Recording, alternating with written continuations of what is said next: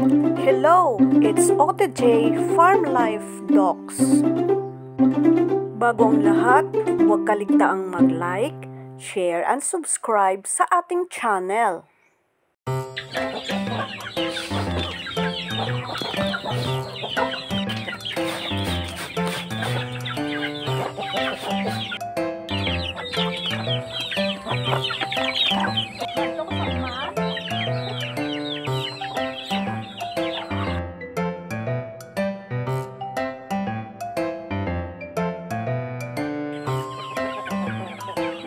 Sumungguhan ka.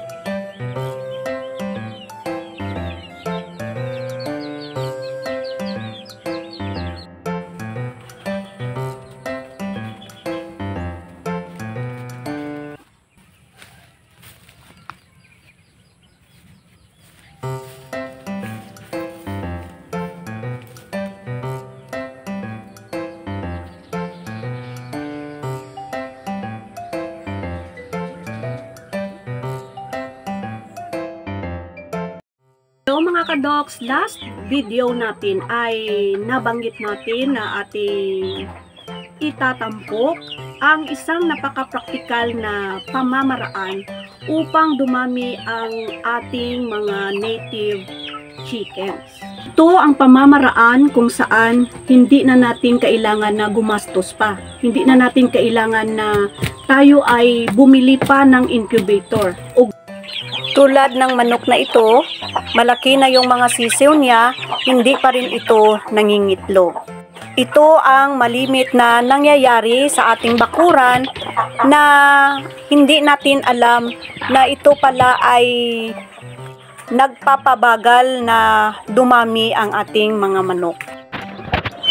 Kung tayo naman ay may plano na magpadami ng ating mga manok, ito ang ating mga dapat na tandaan. Kailangan nating ihiwalay ang inahing manok sa kanyang mga sisiw. So mga kadoks, ito na ang gagawin natin.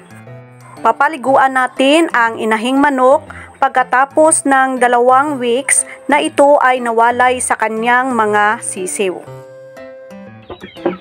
Kapag nakapag-adjust ang inahing manok, ito ay inaasahang mangingitlog muli pagkatapos ng 2 weeks. Ito rin ay nakadepende sa availability ng rooster. Ang mga native chicken natin ay nangangailangan pa rin ng mga masustansyang pagkain para makapag-produce ng maraming fertile na itlog. Ito po ang ating maikling pagbabahagi. Ang wastong pag-aalaga ng mga native chicken sa loob ng kanilang tahanan. Aabangan natin sa susunod na video.